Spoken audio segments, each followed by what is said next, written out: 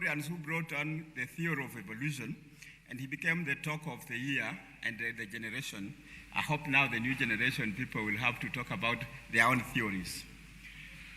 Professor Seka was actually mentored also by Professor Mwanzi, but he's a professor of history now in Leadership International University, but he was actually my PhD supervisor. And he has done a lot of research, largely economic and intellectual. And as he is now here, he's going to reflect on the keynote address. Professor Mnene, my good friend, also taught me at master's level, and he's also my colleague at USIU. And then the other day, he gave another very powerful global public lecture, and he's now going to discuss the ideas of his colleague. Because of the time strictures, we have chosen that the few remarks person, Professor Mwanzi, will take 5 minutes. Professor Aseka, because he has the gist of the whole thesis, he will have to take 30 minutes. And of course, Professor Mnene, a discussant, will also take 10. And you, the audience, and of course, people of online, you will help us. If there will be one, we want to give you 15 minutes. Without too much ado, Professor Mwanzi, come and reflect with this great team of the Toyin Falola at 70.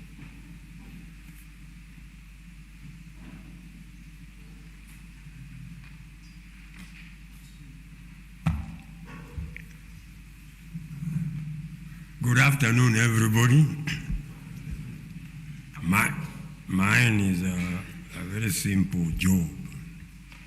First of all, I'm glad to see all of you here, most of whom have been my students. And the number shows that I have been successful as a teacher.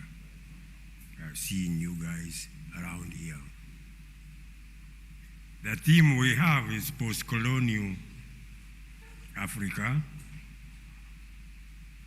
historical and contemporary realities. It assumes we are in post-colonial Africa. Are we? I would like a reflection on that. Historical trends, if I was asked to deal with this topic, I would say there have been phases of colonialism in Africa. So which phase are we discussing? Are we discussing the first one by the Persian Empire, which conquered Egypt in 525 BC and set in motion colonization of Africa for succeeding centuries? Or are we discussing the colonialism that started with the Berlin Conference? Which colonialism are we discussing?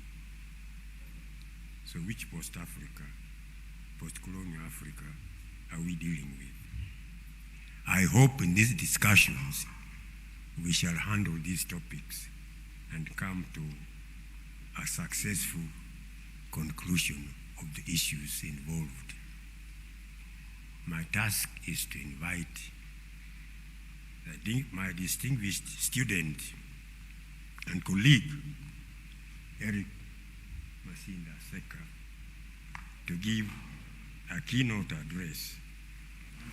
My own ideas I will give at appropriate time during the discussion. Welcome, Eric.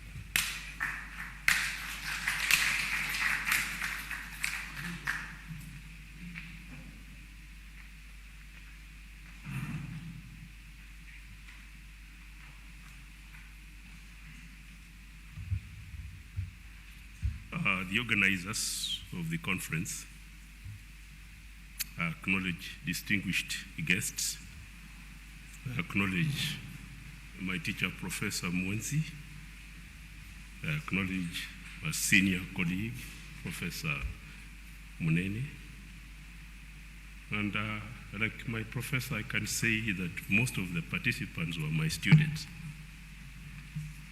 I'm the criminal who rallied people around the Department of History in 1997 and took them to Sir Isaac Walton for 3 days and conspired to change the name of the department from Department of History to the Department of History, Archaeology, and Political Studies, and changed even the programs, the courses, which I think re-engineered the Department of History and made it even more versatile.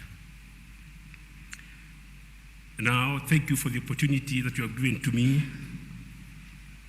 Given a longer time, I can be a serious rabble-rouser, but let me tone down my rabble-rousing, but still speak to certain fundamental issues. And so in this address, post-colonialism is conceived as a historical period that represents the aftermath of Western colonialism. And Professor Mwanzi has raised very problematic concerns. Which post-colonialism are we talking about? But the concept of post-colonialism embodies intellectual attempts at reclaiming and rethinking the history and the intellectual agency of the depiction of subordinated people under various forms of imperialism during that era. And in a significant way, interrogating as an approach constitutes an inquisitive reflection and cross-examination of shades of intellectual configurations and thoughts on how post-colonialism was staged as a way of representing, as a way of advancing, and even as a way of providing a difference in formulation of conceptual constructs about the post-colonial order, about social and political practice. And therefore, I'll point out that these were formulations that were variously deemed as liberating or enabling to come out from debilitating shackles of colonialism. And indeed, post-colonialism itself, as a concept and practice, is a hotly contested ideological marker. It has generated deep controversies in view of the fact that myriad societal systems were affected following a period of colonialism, including conceptions of architectures of its literatures as well as its historiographies. Inevitably, then, after colonialism, there were waves of post-colonial thought and their notable imperatives on post-colonial social and political practice. There were at least 4 waves of post-colonial reflections worth exploring. And these waves of post-colonial thought included the first wave that emerged in the form of anti-colonialism, and its scholars included thinkers like Frantz Fanon, W.E.B. Du Bois, Amilcar Cabral, and Aim Césaire. On his part, of course, Frantz Fanon came to be described by historians as well as literary scholars as the most influential anti-colonial thinker of his time, who kind of fell under the influence of a man called Jean-Paul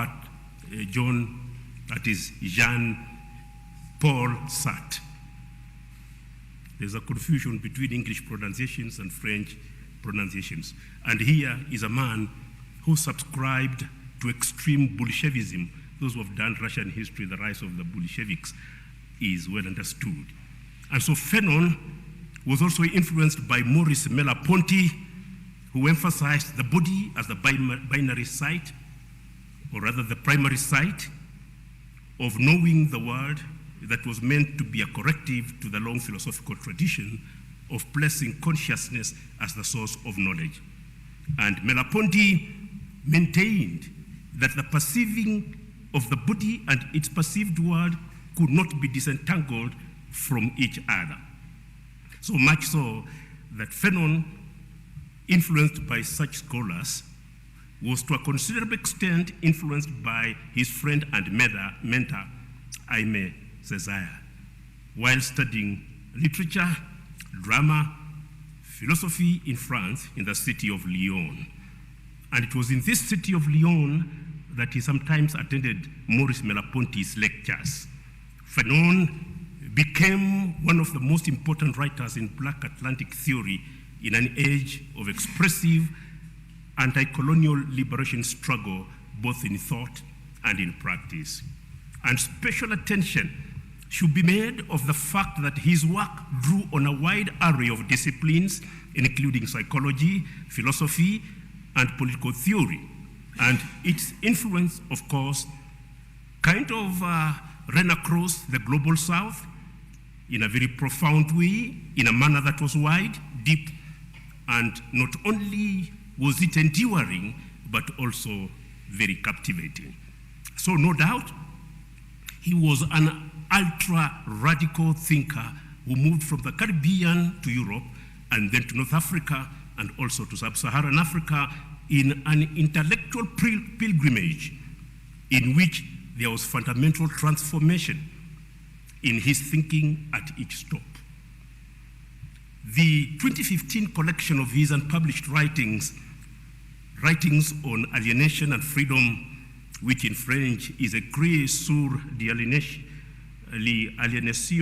et la liberté, that is a piece of work which surely expanded the understanding of the origins and intellectual context of Fanon's thinking.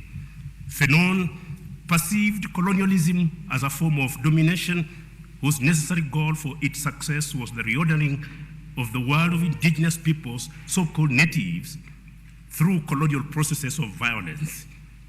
He postulated that colonial violence elicited the anti-colonial violence of the colonized. But if violence was a tool of social control by the colonial rulers, it may also be argued that to Frantz Fanon, it was a cathartic reaction to the oppressive conditions of colonialism and therefore a necessary tool of liberative political engagement. As such, Fanon was naturally critical of the inhuman institutions of colonialism, but he also was an early critic of the post-colonial governments. And this is because despite their political promises, they failed to achieve freedom from colonial influences and establish a national consciousness among the newly liberated populace. His work, Pitfalls of National Consciousness, is very instructive in that regard. So in view of this, Fanon saw violence as defining characteristic of colonialism, and it comes out very clearly in Black Skin, White Masks of 1952. It comes out very strongly in The Wretched of the Earth of 1961 that established Frantz Fanon as a leading intellectual in the international decolonization movement. The preface to his book was, of course, written by Paul Sartre, who emphasized that the rebel's weapon is the proof of his humanity. And in that regard, Sartre denounced the crimes of European settlers in Algeria. Now, for itself, Fanon engaged the fundamental issues of his day, and therefore his impact was immediate upon his arrival in Algeria, and his intellectual conception and political participation in the Algerian revolutionary struggle shifted his thinking from theorizations of blackness to a wider project of liberation. He embarked on a more ambitious theory of colonialism and anti-colonial struggle. Now, bearing that trajectory of thinking in mind, Fanon did not simply diagnose the political symptoms of the worldview within which black men and women were dehumanized. Rather, he situated his diagnosis within an ethical commitment to the equal right of every human being to have his or her human dignity recognized by others. And so his assertion that all of us are entitled to moral consideration, and as such, no one is dispensable, became the principal core of his decolonization theory. It is a theory which continues to inspire scholars and activists dedicated to human rights and social justice to this day. Needless to point out, Fanon influenced a powerful man by the name of Ngugi wa Thiong'o in Kenya. And due to his articulation of the cause of the marginalized and the oppressed, Fanon became inspirational to people who are fighting for social justice in Africa and elsewhere. There is therefore a reason to appreciate the points of intersection between Fanon's decolonization ideology and Ngugi's decolonization agenda, as expressed through the artistic strategies of Ngugi's novels and plays. And Ngugi's works reflect the influence of Marxist thought and the impact of writers such as Fanon, whose neocolonialist theory explains many of the phenomena that we witness in present-day post-colonial Kenya and elsewhere.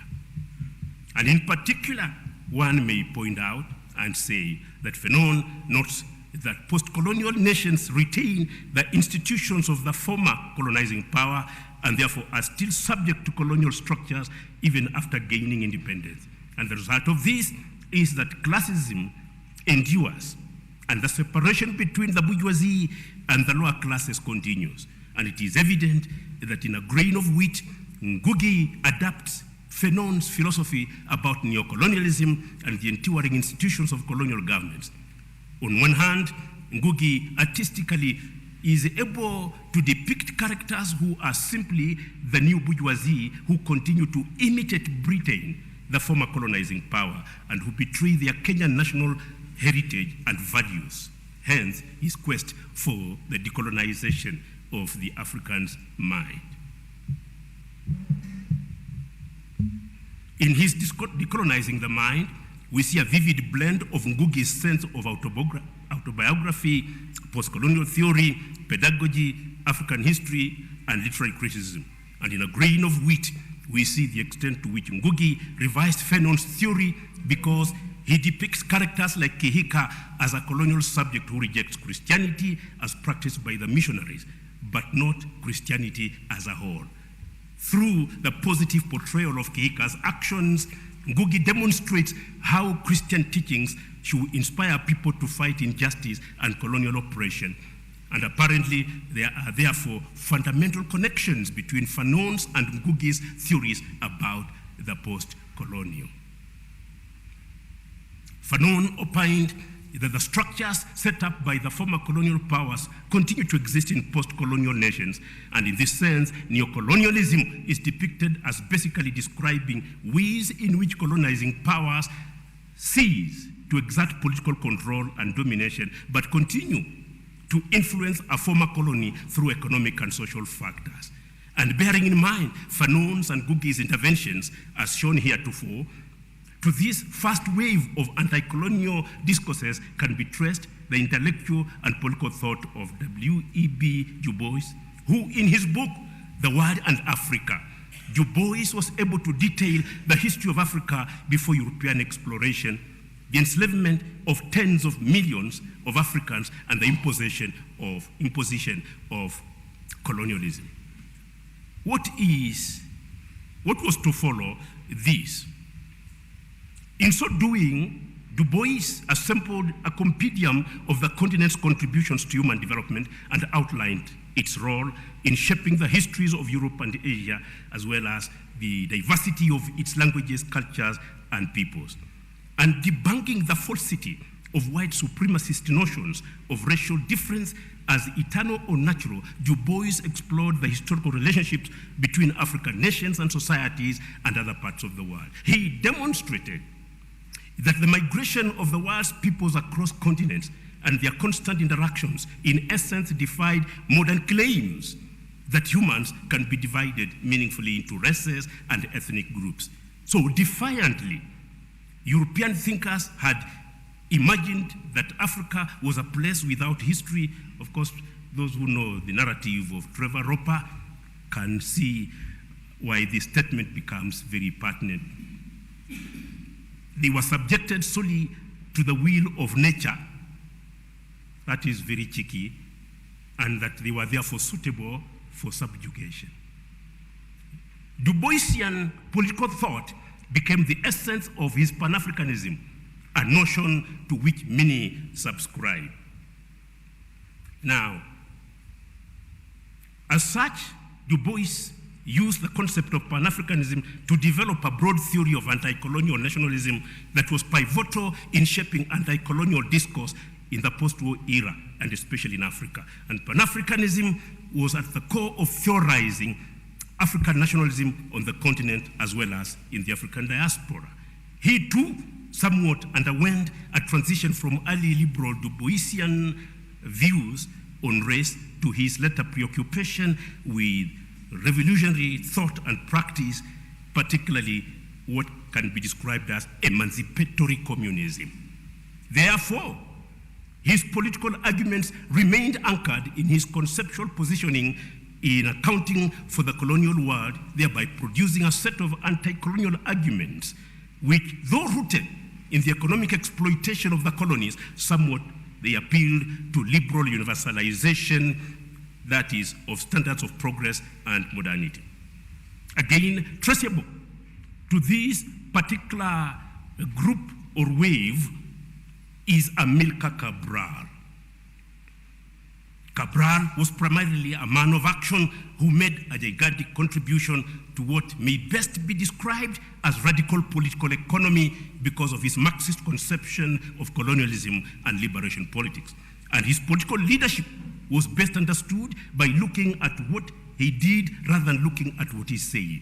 And more importantly, his writings were essentially analysis of the events in which he was involved, and as such, his interventions were not mere theories about, or inquiries into, or abstract social and political questions. Cabral was a unique thinker and fighter for African liberation, and he, therefore, emerged as a leading figure in the second liberation struggles against Portuguese colonialism in the late 1960s and 1970s. And therefore, on his part, he did not view himself as a political theorist, although his writings obviously assumed such theoretical clout and relevance. He abhorred blindly committing oneself to any ideology or theory. Nevertheless, visibly, the majority of his writings were party documents, and they reflected the very specific purpose and audience for which they were intended. So, what Cabral stated in 1971 is significant because it illustrates his approach when he opined that ideology is important to Guinea. He proclaimed, in fact, and I quote, "As I have said, never again do we want people to be exploited. Our desire to develop our country with social justice and power in the hands of our people is our ideological basis. Never again do we want to see a group or class of people exploiting or dominating the work of our people. This is our basis. If you want to call it Marxism, you may call it Marxism. That is your responsibility." It is worth stating that, of course, having heard those views, throughout the battle to liberate Guinea, Amilcar Cabral argued for the need to detail one's own reality, and any revolution must be grounded in a concrete understanding of conditions on the ground. And we should be reminded that Cabral's Marxism emerged in part as a reaction to the failures of an earlier wave of national liberation in Africa. The apparent freedom of the first wave of independence had extended and in some respects strengthened foreign control of the continent. He therefore said, for example, in response to a question on the relevance of Marxism-Leninism to his thought, what did he say? To this end, he stated, and I quote, "We cannot, from our experience, claim that Marxism-Leninism must be modified. That would be presumptuous. What we must do is to modify and radically transform the political, economic, and cultural conditions of our people." So this is a critical scholar whom we need to appreciate. Coming to Aim Césaire, his political thought produced an anti-colonial consciousness that gave a new impetus and sense of direction in political theology. With Leopold Senghor and, of course, Leon Gontran Damas, Césaire was able to found the Negritude movement, and he was able to fine-tune the difference between colorless communism and negritude. In essence, the discourses of Césaire laid out an anti-colonial analysis of Western Europe and its mythologies over the colonized, and therefore it pointed out to the depth and intractability of colonialism, thereby going beyond post-colonial stances which arrived later than his own work. So further, it raptured coloniality's ongoing and reverberating processes and its effects. Now, such a great scholar that one can say so much, but between 1946 and 1960, Aimé Césaire hoped to find a way to overcome colonialism without falling into the trap of national autarky. Césaire's anti-colonialism parallels others of his time in that it provided a theoretical framing for the self-determination of people who live together while defending themselves against colonial rule, but at the same time maintaining their own collective histories, geographies, genetics, as well as culture. Noticeably, anti-colonialism for him exists beyond political decolonization, as it becomes a disposition whereby decolonized sites of minds, bodies, and lands, and so on, engage in the never-ending work of fighting against the tides of colonialism. So Césaire's anti-colonialism sought to search for and destroy the remnants of colonialism while determining ways to come into consciousness that will allow for defense against external imposition. Now, we should notice that there was a second wave that emerged in the wake of Edward Said's Orientalism. And it included Homi Bhabha's hybridity. It included Gayatri Spivak's subaltern studies. And it included Dipesh Chakrabarty's historical difference that addresses the mythical figure of Europe that is often taken to be the original site of modernity in many histories of capitalist transition in non-capitalist societies. If I had time, I will go deeper into Edward Said, but Edward Said argued that there is a distinct style of thought based upon an ontological and epistemological distinction between the Orient and the Occident. And within the frame of Said's post-structural thinking, Bhabha underscored the existence of such space where cultural borders open up to each other, and he pointed out the inevitable creation of a new hybrid culture that combines the features and redresses the differences. Now, bearing in mind the importance of the concept of Orientalism, which has generated new fields of study and has dynamically affected fields as diverse as anthropology, history, popular culture, and architecture, Orientalism is based upon the traditional belief that Western culture is superior to that of Islamic countries of the Near and Middle East. Of course, that is very perfidious. Now, he makes reference to the other that is defined in the relationship to a European self, which is really theoretically problematic. Therefore, belonging to this second wave is Homi Bhabha, and Bhabha's work in post-colonial theory owes much to post-structuralism. But having talked about Bhabha, let us come closer home and realizing that there was need for an African variation of post-structural thought. One can talk about Mudimbe, Valentine, and of course, Anthony Appiah. I have made serious critiques of them in my work, Transformational History, Transformational Leadership in East Africa. We will finish with those, but before we conclude that part, it is important to point out that Bhabha's concepts of hybridity and the third space work towards a concept of identity that is in flux, And like Baba's concept of hybridity, he also comes up with the notion of mimicry, which is posited as a metonymy of presence. And in his view, instead of speaking of a clash of cultures while relying on essential cultural differences between people, he believes that such a perspective is reductive and dangerous. How about Valentine Mudimbe in the few minutes that I want to sum up this week? For Valentine Mudimbe, he thought the time has come to initiate a new critical epoch, a period of cultural reconstruction. I view Mudimbe and Appiah to constitute the third wave. And therefore, in that respect, they were responding to the framework and architecture given by Said's concept of Orientalism, which opened a new door to questioning and reasoning in the modern era, which was about to experience a change.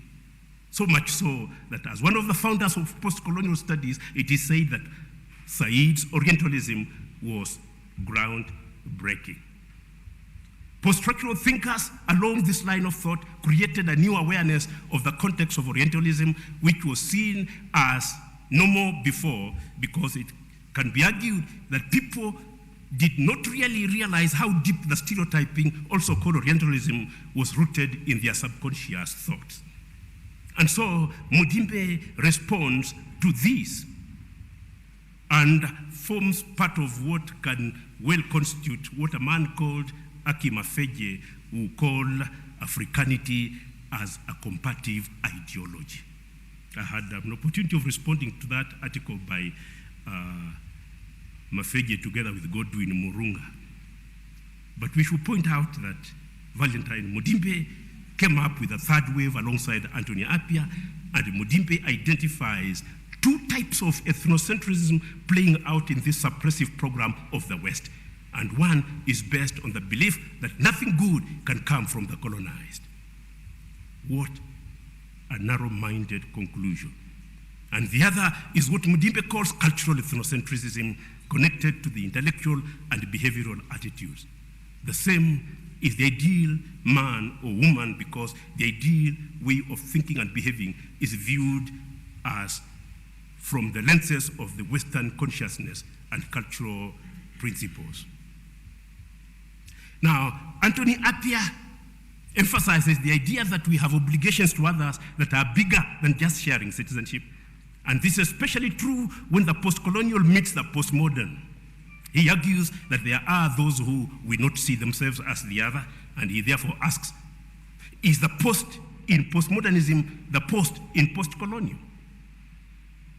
Our only distinction in the world of text to which we are latecomers is that we can mediate it to our fellows. The role that Africa, like the rest of the third world, plays for Euro-American postmodernism, like its better documented significance for postmodernist art, must be distinguished from the role postmodernism must play in the third world. And despite the overwhelming reality of economic decline, despite unimaginable poverty, despite wars, malnutrition, disease, and he says, of political instability on the continent. Okay. He says Africa cannot be tied to one corner as such. But before I conclude, because I can see my good student and moderator is on my back, the fourth wave is one by Achille Mbembe that you should not allow me to sit before I mention it. Achille Mbembe's post-structural formulation of post-colony. On the post-colony, he endeavors to model the complexities of African life for Africans and theorize time and subjectivity in conditions of life that is fundamentally contingent and precarious. And his works have been characterized as one of the most lastingly provocative and stimulating contributions to the theoretical literature on the post-colonial state in Africa. Wow, he is a borrower heavily from post-structural scholars, particularly a man called Deleuze, Michel Foucault, Derrida, and Baudrillard. As he borrows the notion of simulacrum from Baudrillard to illustrate the situation of these post-colonies, where the political power is based on ceremonials and rituals, and of course abuse of power, which he calls banality of power. I hope you have had time to read that book. It is also characterized by vulgarity of language, which is the delight of Achille Mbembe.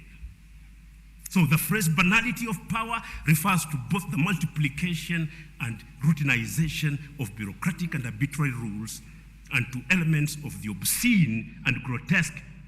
They talk of orifices of the human being. He can be very dirty, by the way. It became an art for art's sake rather than transformative social science discourse. He is a man I have taken on directly in a debate, and he was unable to respond to the challenge I posed. I have directly engaged Mudimbe.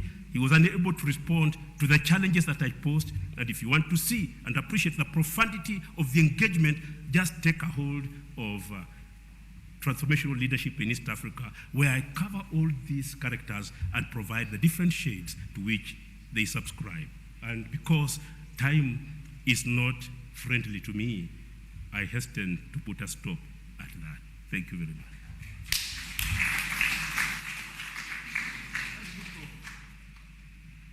That is a very powerful reflection, and you know, I harassed him because of time, and I don't want to be a victim of it again. Let me allow another powerful discussant, Professor Macharia Munene, please. You have your 10 minutes.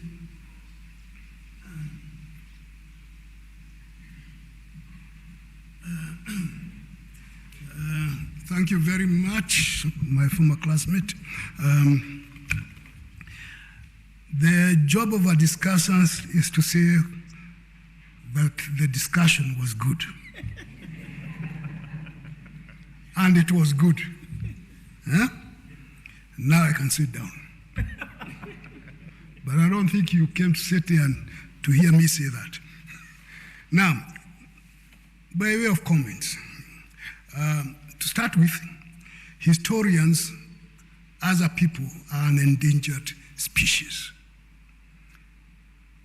Policymakers hate historians, and they prove it every day. In the process, the discipline of history is troubled.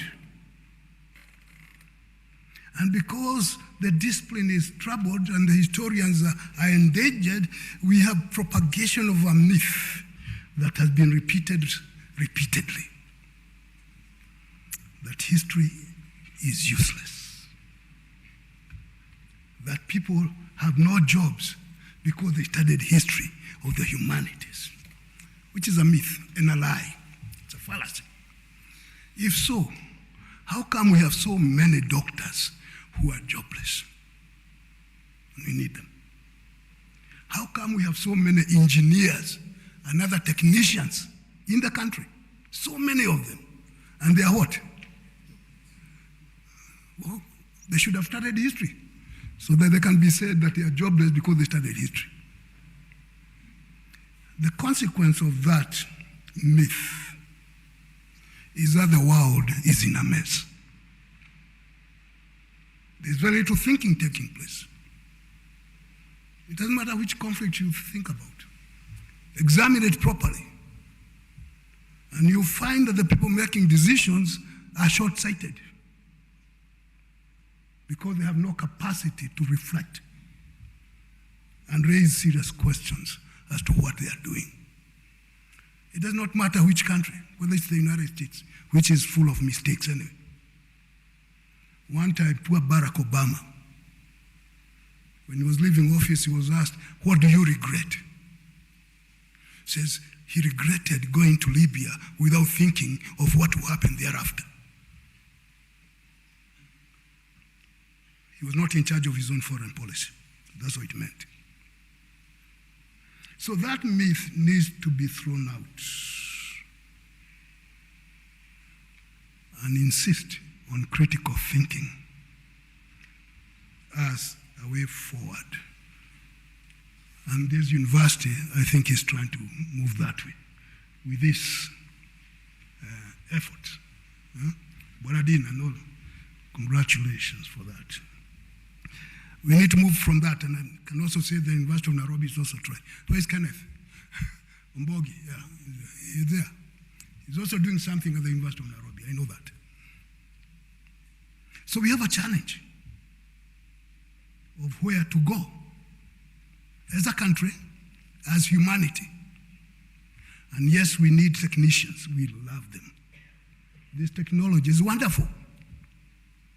We want them. But don't tell us not to think. Because that's what has been going on.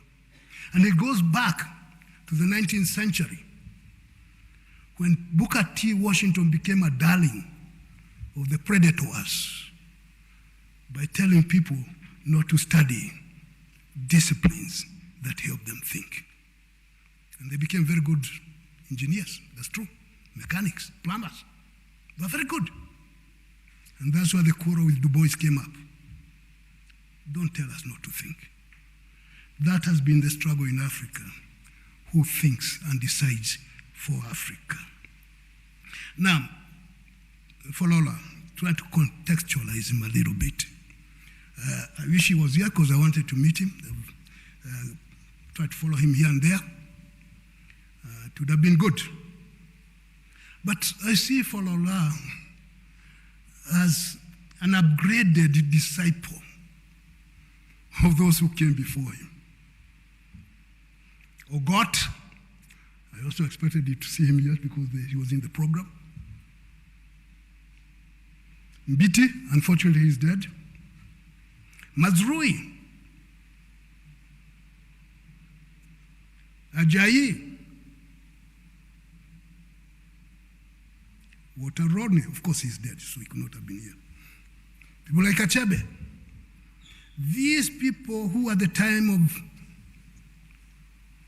political independence, the elimination of territorial colonialism, came and they were busy trying to nationalize different types of studies. That's what they did.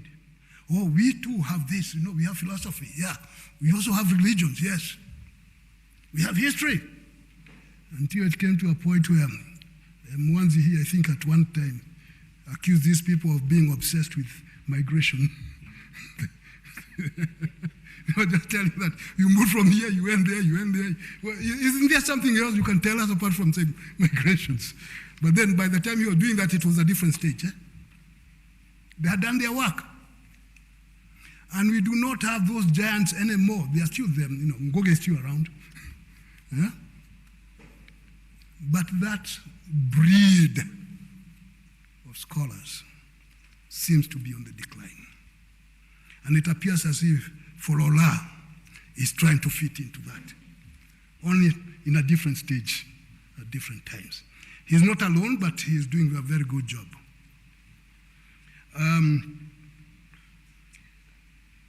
Asaka, a good discussion. It seems to concentrate too much on this Fanon, Césaire, Said, Chilembe, these people. And they are good people, because they write well, some of them. And, but we need to go a little beyond that. Now, the concept of post-colonialism essentially is a search for identity in Africa. Exactly, who are we? After we were colonized, we were beaten up, and the colonial system was a slave system, a racial slave system. So independence was an elimination of that racial system. And once it was done, what remained were questions. What next? The Mzungu is gone. And now we have an African sitting where the Mzungu was. And we say independence. So then what?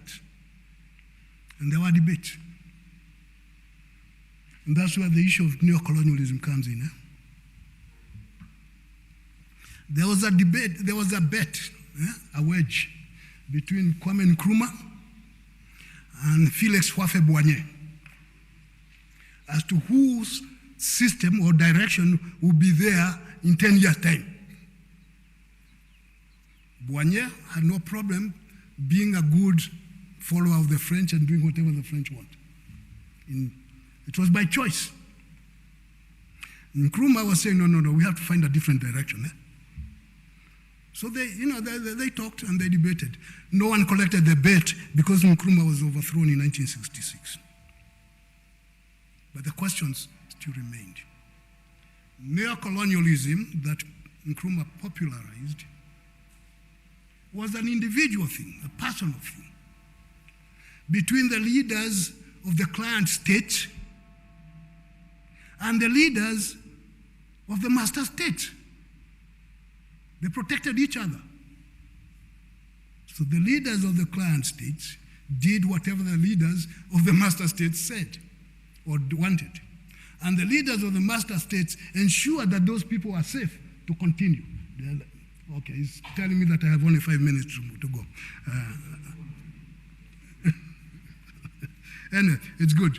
So I'm saying that what the debate was, which way? Continue with the old ways, the colonial ways, because now the Mzungu is gone? Do we need to change the structures? In Kenya, which is a very interesting country, there was a lot of noise about something called socialism. And most people did not understand it anyway. But it was popular. So Kenyatta and his friends, Mboya and Kibaki and others, cooked up an explanation of socialism. It was called Sessional Paper Number 10, and its application to planning in Kenya. And it had nothing to do with socialism. They were assisted by an American professor, Edward. And then Kenyatta told them, we have told you what socialism is, so shut up. At least they tried to define where they were going. They were in the Western camp, they were in the capitalist camp, and they don't want to hear anything about that what? Socialism. In 1997, when Kibaki was debating with somebody, and I was presiding that, he said, we rejected socialism in 65. So it was a healthy debate. So what people called neo-colonialism in Kenya was by choice by our leaders. It cannot be said to be the same case in Congo, where Lumumba was killed for daring to think that the Congolese should run their own affairs and control their own resources. That's why he died. So neo-colonialism by choice or by imposition. And that was part of the debate that continued for a long time. Now, by the 1980s, neo-colonialism had run out as a control mechanism. And we saw new systems were brought in, systems of control. The predators, these are the imperial powers. They got rid of their people because those people were not delivering anymore. So they started complaining, our friends have abandoned us. Which friends? They never were your friends. And those who did not see the signs, like poor Mobutu, was chased out. Poor Moi did not see the signs until very late. What was going on? He had outlived his usefulness. And with that, neo-colonialism, which relied on individuals, went out of the window. So what came in its place? What some people have called postmodern colonialism. It does not need individuals to continue exploiting and controlling. So we have new organs, which sometimes are faceless, like the IMF and the World Bank, the giant media, the research institutions, the think tanks. And you know, the purpose of think tanks is to manufacture opinions, which are then fed on people, and then you believe it is true. So new control mechanisms were brought in. The real controller cannot be seen to be a particular country, although the controller is behind it. So behind the IMF, World Bank, the giant media, and the think tanks, what do you find? The United States of America, the United Kingdom, the European Union. So when you become a problem, they have no problem ensuring that you die or get out of the way. And we have seen people die because they were perceived to be threatening the essence. There's a good book that was written back some time ago. It's called what? The Shock Doctrine. And the rise of what? Disaster capitalism by Naomi Klein. So when you don't cooperate the way you are wanted, they manufacture chaos in your place. And once chaos is manufactured, then you are controllable. That continued to be. So in the back of this postmodern colonialism, all these institutions that you hear they are telling you do this, do that, are the predators, the imperial powers that ensure that if you don't behave, there will be chaos in your place. You know, the Arab Spring was manufactured, you know that, except in Tunisia. Very well orchestrated. And Hillary Clinton is the one who said, yeah, we pumped in some money in Egypt, and we are going to pump some more to do that. When they killed Gaddafi, Hillary was very happy. We went, we saw, he died. So those who have looked at it say, why did they do that? He was seen to be a threat, not so much to the Americans or the British, but he had come up with an idea about the African currency, which was seen to be a threat to the dollar. And right now the dollar is having a problem because more and more countries are coming up, which then brings me to, as I try to wind up, before Kakai tells me to think of something better to do. Currently, there is global geopolitical realignment, and there is serious competition as to who controls that realignment. In the process, two alliance systems are emerging, not in the same way of the Cold War, and not in the days of American exhilaration about winning the Cold War, but more serious. One side, the Western powers, the G7, G20, G whatever, mainly the conceptual West. The conceptual West means all countries that identify with the interests of the West, whether they're in the West or somewhere else. So Japan fits into that concept, although it is in the East, and behaves as if it is part of the West.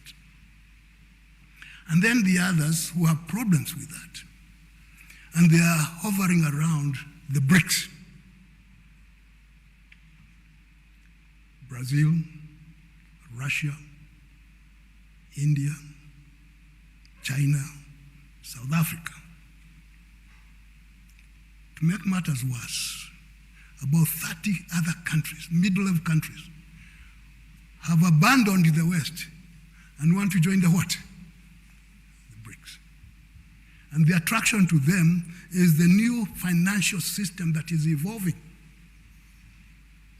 led by the Chinese and the Russians and the Indians, so that now you don't have to have a dollar to pay for your international bills.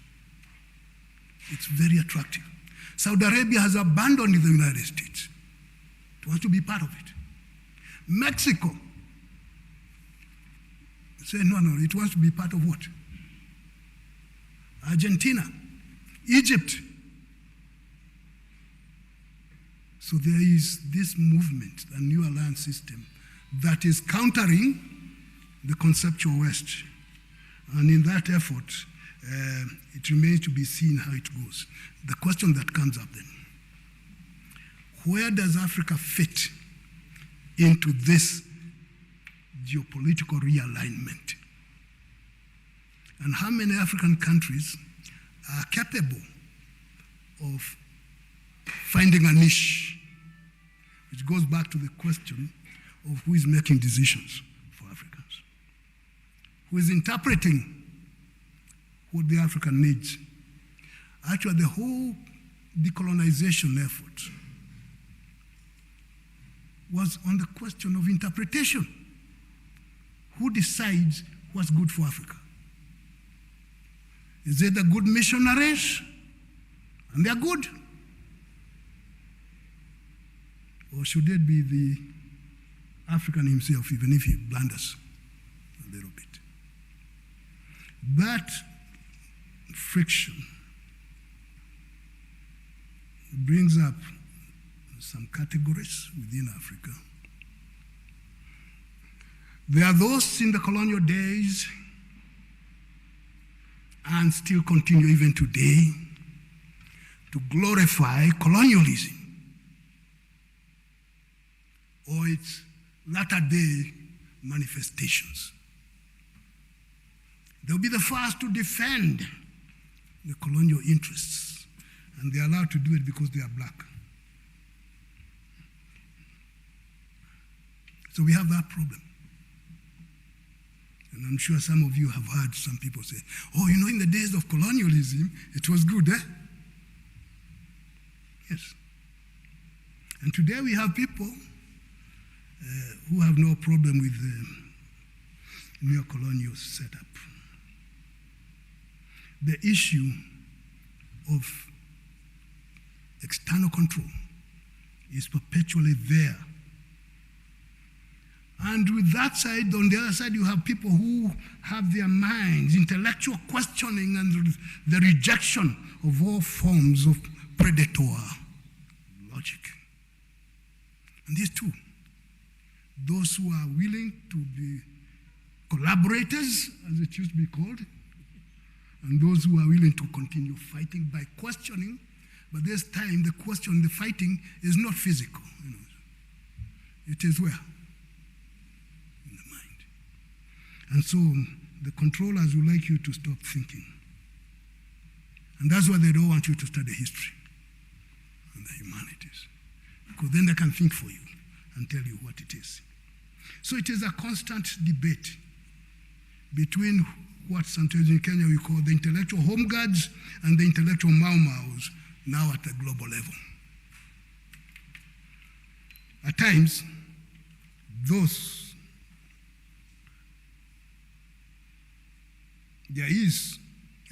appear to be friction between the Africanists, and it's not new, and the Africans on who should interpret what is good for Africa. One final point. The mess in Ukraine. You know, it's a total mess. Eh? One of the things that some scholars, the Africanists, did is to grumble. How come the Africans are not following their lead in condemning what? Russia. We've supported you all this time. These are the Africanists. How come you are not doing what we tell you? And that friction will not disappear. It will continue. Thank you very much.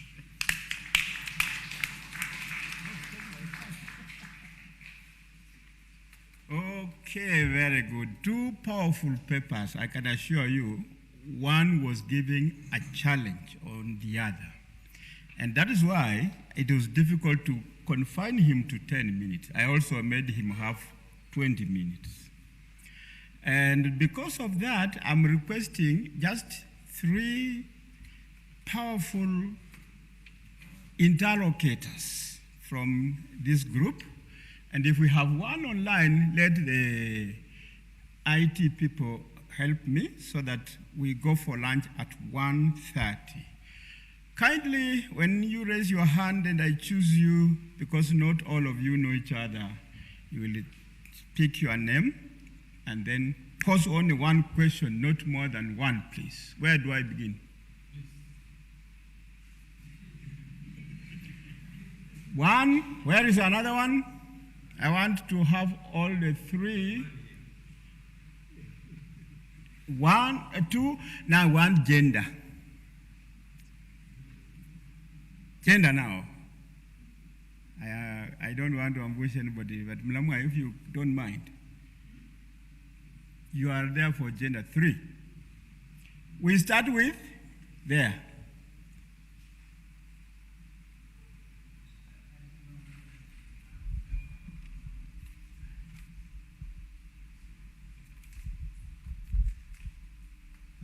Thank you very much, our seniors, for leading the way. The common denominator among the 3 speakers this morning and part of this afternoon is that they were either trained in or taught in or associated with the Department of History and Archaeology in the university, the department which I chair and work for at the moment. My name is Kenneth Ombongi from the University of Nairobi. Now, Dr. Kakai, you said one question. I have 2 small ones, which can pass for one. And my questions are to Professor Aseka. I always enjoy your conversations and deliberations on theory about post-colonialism. And I did today, especially when you see post-colonialism as an analytical category than anything else. And I found it very interesting when you compared Ngugi and Frantz Fanon. And you seem to suggest that, in your view, Ngugi and Fanon are children of the same intellectual credo, which I don't necessarily disagree with, but I just wanted to ask, will you say the same thing of their Pan-Africanist credentials? That's one. The second one, Prof, derives from what Professor Macharia was saying. And Professor Macharia and I were in the same class, classmates, but he used to stand all the time and run around in front of the class, and I used to sit. You know, how is post-colonialism, you know, beyond being an analytical category, real, given the situation that Professor Macharia described in the post-1960s with the contradictions of transitions in Africa, which exhibit a very fundamental continuity from the colonial era, whether you are talking about the operations of the state, you are talking about the colonizing religious ideologies and the new colonial education, which more or less mimics the metropole than anything else, and continues the ideas of alienation, domination, and control, which were the buzzwords of colonialism. Thank you, sir.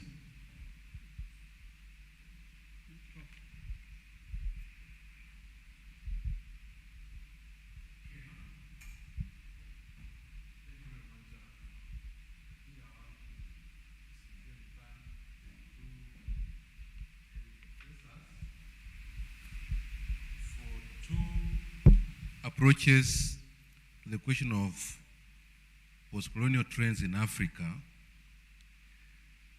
very enriching, very reflective, and therefore in need of us all to reflect. Professor Macharia, you say that there are those in Africa who are trying to work their own way, to try and keep off the West. And this is coming out very clearly in the case of Mali and French or Francophone West Africa, where they are saying now it is enough. The French must leave the African continent. When it comes to Kenya, I just want maybe the two of you maybe to give which way for, because you are Kenyans. And I feel so frustrated at the point where we are. You are very right when you said in the early 90s, the era was ending where there were personal people who were being used by the West to control Africa, in this case, Kenya. Moi was a darling of the West, although he thought he was in control. But as the Soviet Union disintegrated, somehow, I remember that day very well, something alarmed him. And he said, I hope our friends in the West will not abandon us. And he was told, we will not abandon you. But the following week, he was told, where is multipartism? Get multipartism in place or you go. And he had to allow it in. Now, since Moi, we have seen Kibaki, we have seen Uhuru, now we have Ruto. And what disturbs me is Kenya on autopilot? I mean, who is thinking for Kenya?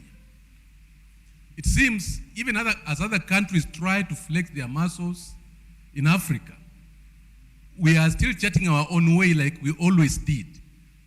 We did in the 1970s when Kenya became the base that the Israelis used to liberate the hostages in Uganda, and it became so bad for Kenya in the international circles. Moi kept saying that the West was a friend of Kenya and therefore Kenya was available. But now he became useless at the end of the day, and multipartism came in. Now, when the war in Ukraine began, Kenya was virtually the first country in the world to condemn Ukraine and say people should not attack others, that kind of thing. And Russia, Putin told Kenya, please, be easy. You cannot even feed yourselves, and you are trying to talk about international matters of conflict. You have no business. Rough as it was very sobering as far as I'm concerned. But have we taken any note? Where are we? As South Africa and others are beginning to take position, even to align with the BRICS, are we still assuming that the West will help us in any way? Professor Macharia, please, you comment on that. We are in a very technical spot at this particular moment. Thank you.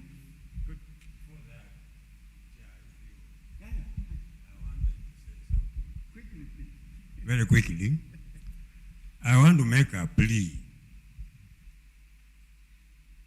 This theme is historical and contemporary realities. I would like us to identify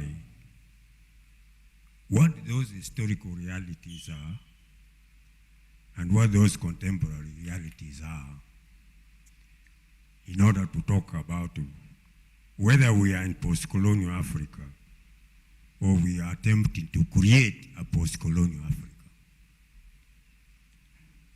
Macmillan put it very well when he was addressing South Africa in 1960. He said there was a wind of change blowing over Africa. We need to withdraw to London, but maintain control without paying for the cost. Which is to say, put the kind of people Professor Munene was talking about in position to look after our interests so that we continue the system.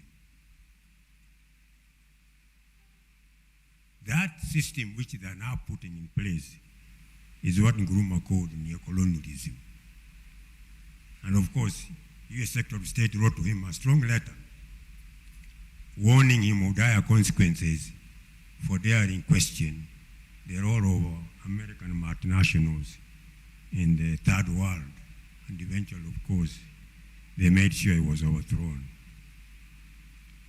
So let us focus on these realities. What are they? They carved up Africa into unstable states that we call nations, where previously migrants would move wherever they want. Today, if they move, they become refugees. That is a reality. These are the issues I think we should focus on so that we come out with something that is meaningful. Thank you.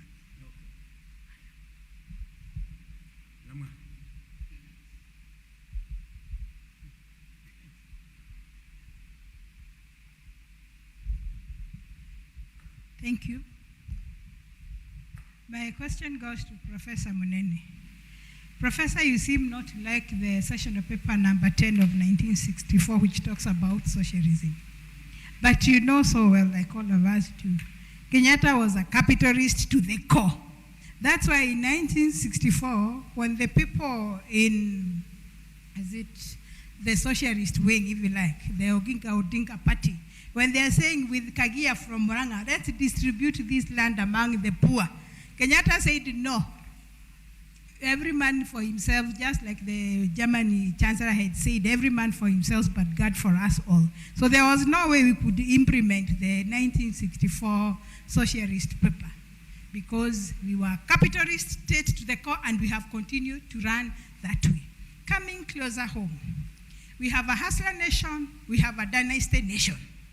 How do we penetrate as the academy to the policy making table so that when you're talking about distribution of resources, maybe for the academy, for the universities, we can talk about the humanities. In the 1990s, when I went to the university, we had loans. We got loans from our commercial banks given by the banks, but the good brothers, the World Bank, the IMF, and the other institutions came and said, this is a bad thing. Let's have pay as you educate or pay as you get educated. So we introduced JAB, we introduced paying and all that.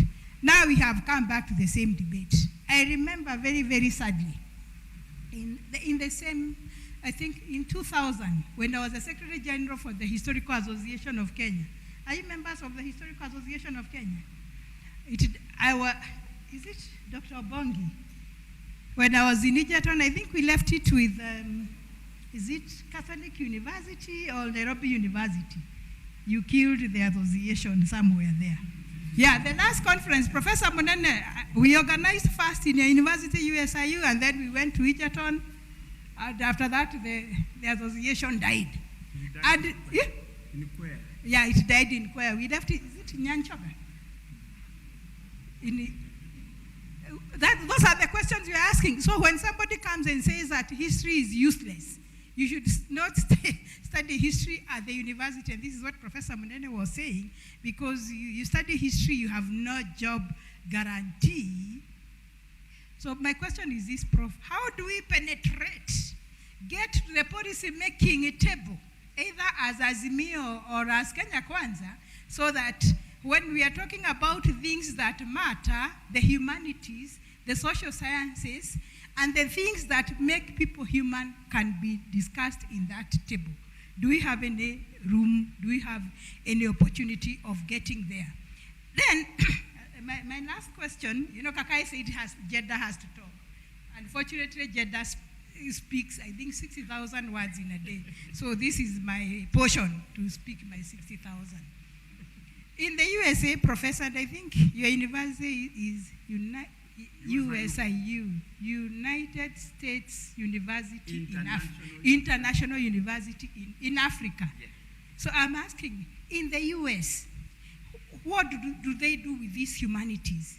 Do they give them weight? Do they appreciate them? Do they give them recognition, and for what purposes? What purpose is history and other humanities supposed to serve in the making of the human society and the social fabric. Thank you.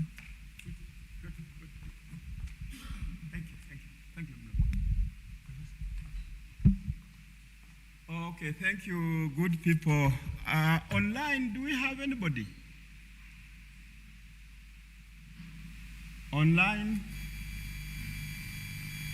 Because we have several questions, I know, when I had said that you may not know each other, the only person who chose to introduce himself is Dr. Ken Ombongi, actually the chairman of History and Archaeology, the University of Nairobi. His questions are to Professor Seka, so kindly, Professor Seka, take charge of those ones. Dr. Jimode, the chairman, my chairman, his questions, you don't actually one question to Professor Mnene, kindly Professor Mnene. Professor Mwanzi, I think, has asked both, because he's asking you to be very clear about which are the historical and which are the contemporary realities. And maybe because I harassed the two of you, you could not reach the contemporary, but you tried it, Professor Mnene. Dr. Kenya, I like calling her the Luya way of in-law. She also forgot to introduce herself to NAN-KU fraternity. She's my colleague in the department. Her questions are entirely to Professor Mnene. Kindly, to be fair to your dummies, each person will take 5 minutes, meaning you'll only take those that are very crucial, and others we can talk as we are munching. Let me begin with the keynote address person. Yeah, use that technology, please. Thank you. Number one, post-colonialism as an analytical category. Do I consider Fanon and Gungi to bear the same credentials?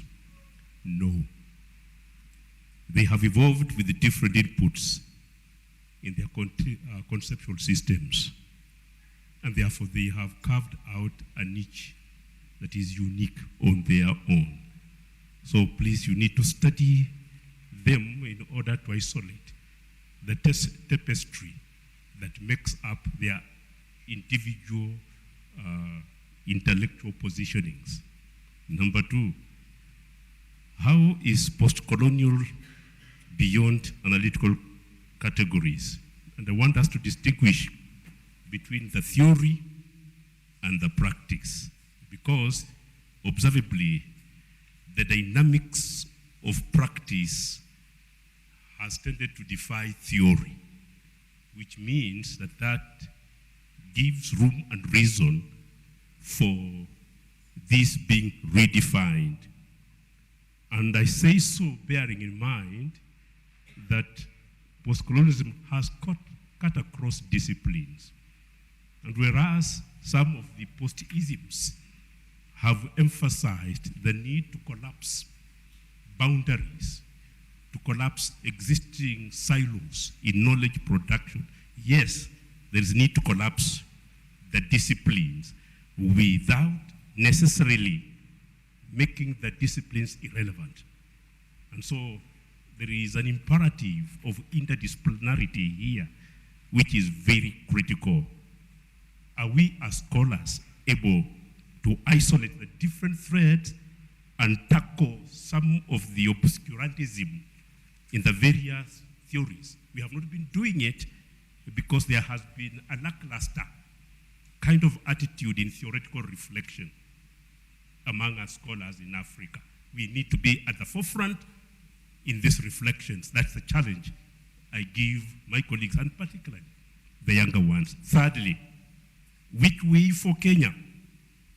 In my view, there is need, in a very fundamental way, to formulate an alternative African position based on formulation of a more productive intellectual edifice. And therefore, we must appreciate the significance that we should attach to the role of theory in guiding social and political practice. This idea of theoretical positions being formulated in the East and in the West, and we in Africa just jump onto those bandwagons, we end up reproducing those epistemological positions which is not the way to contribute to the growth of production of knowledge in Africa. So we must pull up our socks and begin to engage and come up with the formulation of alternative constructs. I would love to see that taking place. And lastly, my professor, on the issue of realities. Are we really trying to create a post-colonial Africa? Now, let me say indeed that reality is obvious. The shambolic nature of the economy, the shambolic nature of leadership, which is toxic in Africa, the environmental challenges besetting us, the cultural erosion that has been hammered at by various strands of globalization, the challenge to deal with the question of ethnic diversity, that in the sense we lack effective diversity management. These are contemporary realities, which of course some of those theorists, particularly Achille Mbembe, is trying to theorize around them without significant historical depth, and that's why I challenge him, because it seems to be a pursuit of art for art's sake, but not producing knowledge that has a social utility. I think I end my case. Thank you. Thank you. I'll try to be brief. Those good questions. Is post-colonialism real? Yes, it is real. Because whatever happens to Africa or other places after the official independence. We kicked out the racial argument. Now we don't talk about race, we talk about other things. But we still have that problem of identity. Trying to figure out exactly who are we, where are we. So it is still there with us. France and Mali, it's an interesting development, given that France tended to have control of even the underground resources and everything. And that's part of the problem with those countries that were given independence, because they did not want it, except for Guinea that produced some products. So those that were given were also given a lot of conditions of how they would continue being controlled. And like Boigny, they said, yes, it's a good idea. What has happened is that new forces have come, and the people who had agreed to be subservient no longer think that they should continue being subservient, especially when they don't say to be benefiting from that subservience. And now France is in a dilemma. Exactly how does it respond to the challenges coming, not just from Mali, but from Turkey, from China, from Russia, from other places that are interested in the resources available there. So there is a reassessment in the continent. And that reassessment is being helped by some other forces that are not necessarily French or British or European. So which way for Kenya? And yes, Moi was ordered around. He didn't know what was going on. You sympathize with Moi. He did not know what was going on. Nyerere knew what was going on, so he resigned before he was forced out. Yeah? And that Nyerere was also a scholar, so he could that's why I say critical thinking is necessary. Who is speaking for Kenya? Those are tricky questions. Right now, and related to the question that Philesta raised about hustlers and dynasties,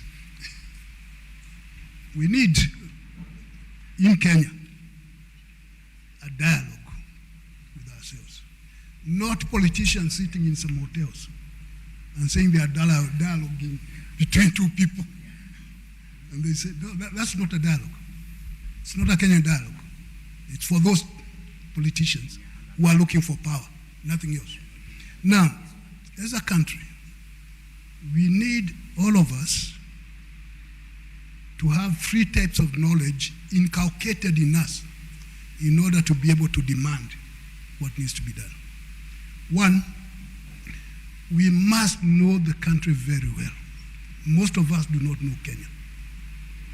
Therefore, we do not know what to defend. So we need that knowledge to be passed through our educational institutions. And and that's why history is important, from baby school to the university, so that it becomes a norm. First, that's first type of knowledge, thorough self-knowledge. Second, those people we deal with, the predators, particularly the predators, do we know them? So we need to know everything about them so that when you interact, at least you are not overly disadvantaged, which is what happens most of the time. So we need that thorough knowledge of the European Union, of the Chinese, of the Russians, of the Americans, of the Indians, thorough knowledge of these people. So when they come, they don't hoodwink us. So sometimes we are hoodwinked because we don't know about those people. And they know more about us than we know about them. So that's second type of knowledge.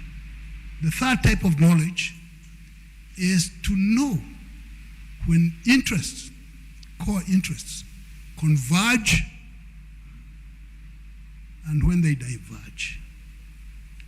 When they converge, we cut a deal. When they diverge, we say we disagree. And we give reasons for that. So if we can get the whole country attuned to this reality of the need for knowledge, we might make some headway. Let's talk about the Kenyatta. Yeah, Kenyatta was a capitalist, or he thought he was, and he loved it. And he used to say that he lived in Russia, so he knows those systems, and he doesn't want anything to do with them. But what I was saying, what he did at that time, there was a lot of noise by some people about socialism when people didn't know what it was anyway. And there used to be some, I don't know, Professor Mwanzi, people used to be told that in Russia, those communist countries, nobody has a wife. that way then nobody should want anything to do with that. But still there was a lot of noise, so that's why he cooked up that session of paper number 10, to silence people. But it was never meant to be socialistic. It was capitalistic, it was pro-West, pro-everything. And that's what it was. Now, let me say something about Kenyatta and the meeting that took place in Nakuru, okay? Where he went there and he told the settlers, please don't go anywhere. We love you, you are very good, you are just as Kenyan as I am, please, you know. And then they were older. Now, why did he do that? And this I got from Joroge Mungai. Because they were there, he had his team of supposedly youngish people who was telling him, go and tell those Wazungus, the land is ours, we shall take it. That's what they thought they were telling him. I think Jaramogi was there, Mboya and Kibaki. They were advising on what him to do. When he went there, he did the opposite. So afterwards, they asked him, what's wrong with you? And he listened, then he said, look, you gave your advice. And I listened. And then I made my decision. Yeah. And my decision was what I did. And then he explained to them. And this is why we need to contextualize things. Yeah? What was going on in the Congo at the time? So you had all those Wazungus from Congo in Nairobi. And Rwanda and Burundi were also in chaos. And his concern was that if he's not careful, these people can destroy the country. So he asked his people, do you want to give these people a chance to destroy the what? The country. They said no. That's why he did it that way. And then he told them, we shall still get the land, but I'll show you how. Willing buyer, willing seller. Eh? And some settlers were made to be willing thereafter. So the context of things should be always looked into. That example is what Mandela followed. When he came to power, don't rock the boat too much. Question is, this hustlers and dynasties. I think we need to go back to the way things used to be. It might cost a little more. There was something wrong. That's why I talked about these instruments of control that are not individual specific. So when the IMF comes up and says, you know, cost sharing here. And somebody has no money to buy medicine. And some of us remember when you could go to a clinic anytime, get treated, and be told to come back another day for checkup. And there was medicine. In almost every public health center. It would be good if we could go back to that. Education. You move from one class to the other. Those of us who remember reading Wasomeni kwa furaha, you move from one class to another and the books were there. And you moved. So, the university, this is an asset, a national asset. So it's a national liability. So when you tell people who should be at the university, not to be at the university, that's under development. So we need to find out where did we go wrong, such that we cannot support our educational system. We are living out. Now, plugging in for history, which I like all the time. These people invest. Yeah. Oh, okay, let me wind up this.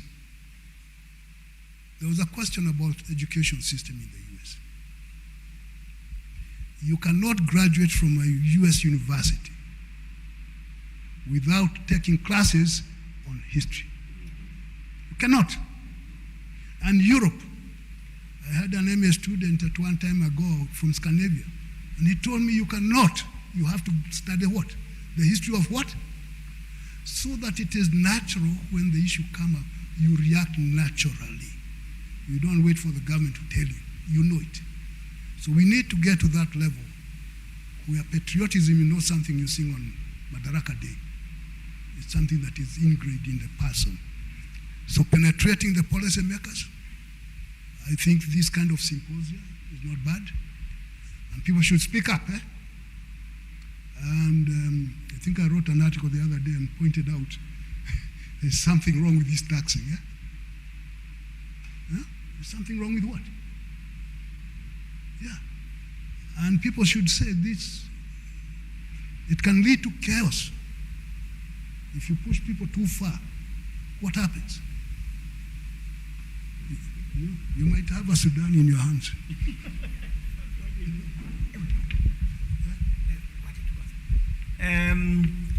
You see, that's knowledge now, discourse in a way, and we may not control it. He is actually a columnist in the Monday Standard. Those who may be interested in the reference he has just met, look for the Monday Standard, and we get his thinking every Mondays.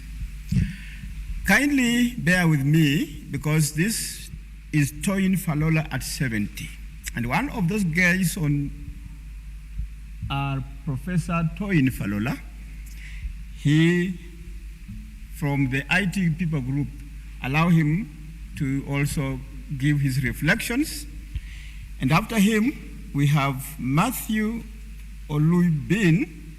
Kindly allow those two. I think we can also give them at least one question, then these great people will respond, and then we will say our last word. The IT people, please.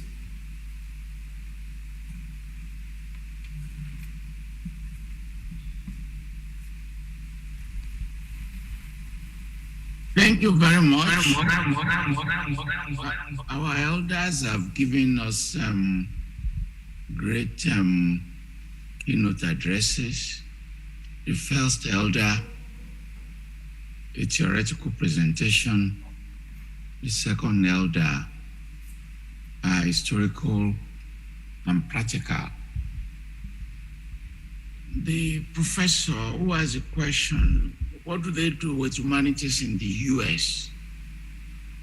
And the discussant gave one answer about its mandatory nature, and how that mandatory nature is tied to building hegemonic values in their society. Teaching history in terms of the ideologies of the state. So they embed it with values to sustain whatever that ideology is.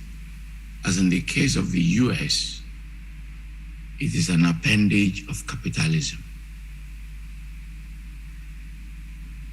The takeaway, there are 3 takeaways. 4. The elder who introduced the keynote speaker said, where is the line in drawing the colonial era? And it's an important point because the assumption is always to start with 1885.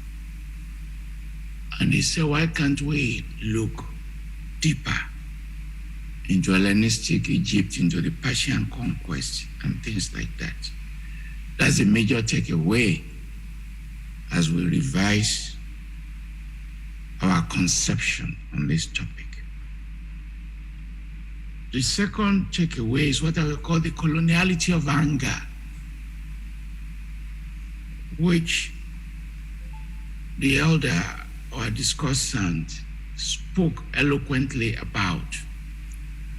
And that post-coloniality of anger has given rise to what people call post-colonial incredibles, that in the attempt to survive and overcome this anger, we find, whether it's in Nairobi or Lusaka or Lagos, human behaviors that we think are difficult to process, especially in relation to Pentecostalism. If you follow Nigeria, you find a revival of ritual murder. People, even some parents, are now afraid of their own children. Somebody looking for money can kill his own mother. And you find 3 years ago, the search for women's underwears. As you can get hold of a woman's underwear, you can use it for murder. And you find complaints in Nigeria, as an example, that do not let people get hold of your menstrual pads with blood. So that revival of money ritual, grounded in some past belief, the linkage between Pentecostalism and prosperity, and in responding to that post-coloniality of anger, we have, as the 2 speakers are saying, this is my own 4th takeaway, unattainable Western modernity. So one challenge is, can we not define our own modernity in the context of our own culture and being? I was with my colleagues last February and we were visiting some pubs, nightclubs. The music in nightclubs in Nairobi, in Lagos, in Dakar are the same. You are unlikely not to find a nightclub in any African country where they won't play Davido, See Me, Adekunle Gold, Bugalolo, Jerusalem. But if you interrogate the songs very well and the performance, they are dealing with a conception of modernity grounded in sexuality, grounded in money. They even display the dollar, and grounded in what we call popular culture that tends towards aspirational mobility, in which the purpose of life, as these songs keep emphasizing, is for you to have money. And the Nigerian music superstar said, look, rather than not have money, you better go and do ritual. Go and kill your dad for money, or go and kill your mother for money. And you see how the post-coloniality of anger and the post-coloniality of unattainable Western modernity have created enormous crisis for us. And my final takeaway is the issue that one of our elders alluded to around what we should never ignore. In references to Nkrumah and Nyerere, issues around continentalism. How many currencies do we want to have? How many embassies do we want to have? How many bureaucracies do we want to have? And if we're able to accumulate, congregate, and build continentalism, one idea is that as we dissolve some of these boundaries, you have to forgive my voice. I'm losing it now. Our people will be able to move around. And finally, back to the question, what do they do with the humanities? Do we want to follow the Chinese model in which prominence is given more to skills and high school education? Do we want to follow the American model in which the humanities are sustainable because of a diversified economy? It is a diversified economy that is sustaining the humanities. Because you can have a degree in history. The job you are going to do does not necessarily have to do with history, because there are so many jobs you can do. Or do we have to reorganize the universities in terms of what they call double major, triple major, that they allow you to have a combined degree in history and chemistry, English and nursing, religious studies and pharmacy? In other words, a major takeaway arising from the question by the professor is that we may have to rethink the way we structure the humanities in relation to the desire, ambitions, and future of a new generation of our students. Thank you very much, and forgive my voice because I'm struggling. Thank you. Thank you very much, Prof, and we wish you quick recovery. Now, IT kindly allow Matthew Oluyubin, again, if possible, one question.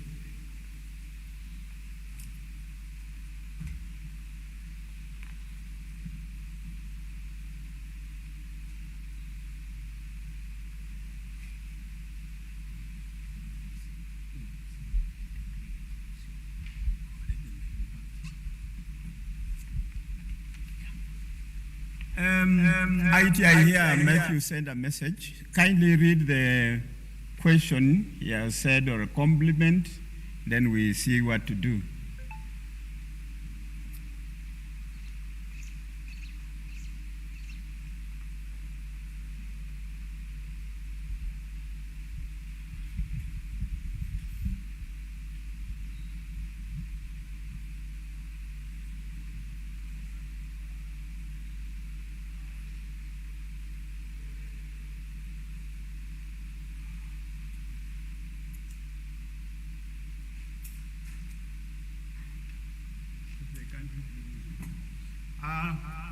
I know that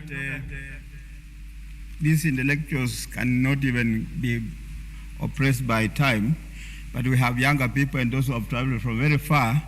What the elder Professor Toyin has talked about is a takeaway.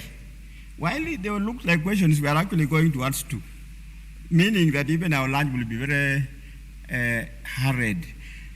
Kindly allow me to give a serious applause for these great people. And 1, 2, and another applause for yourselves. And each one of you kindly reflect on what this great man at 70 and this great man and these great ladies and the men have said, and kindly the organizers come and give us instructions.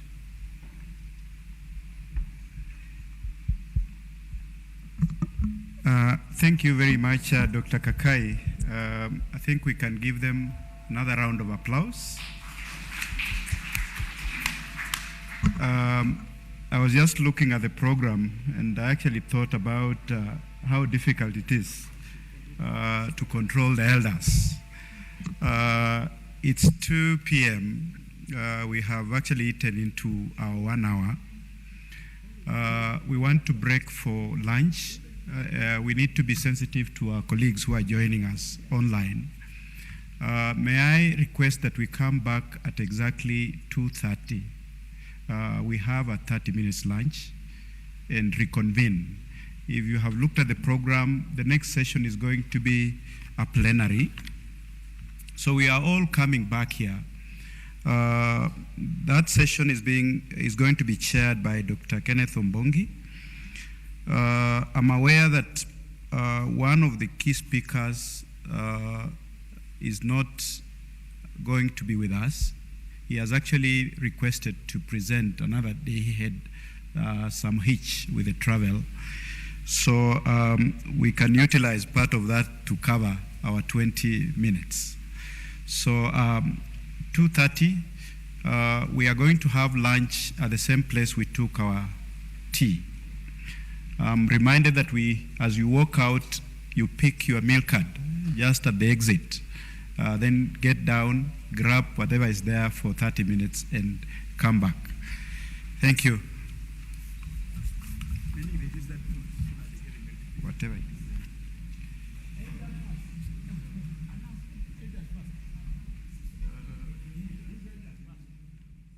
Let's allow these elders to go.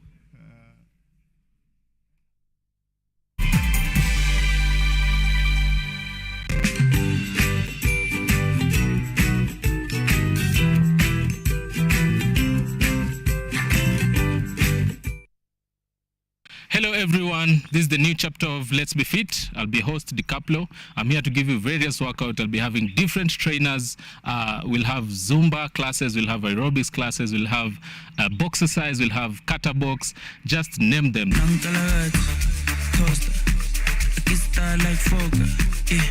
Pull up in a beam, too much, too clean, you're taller. I don't foster, serious and daughter.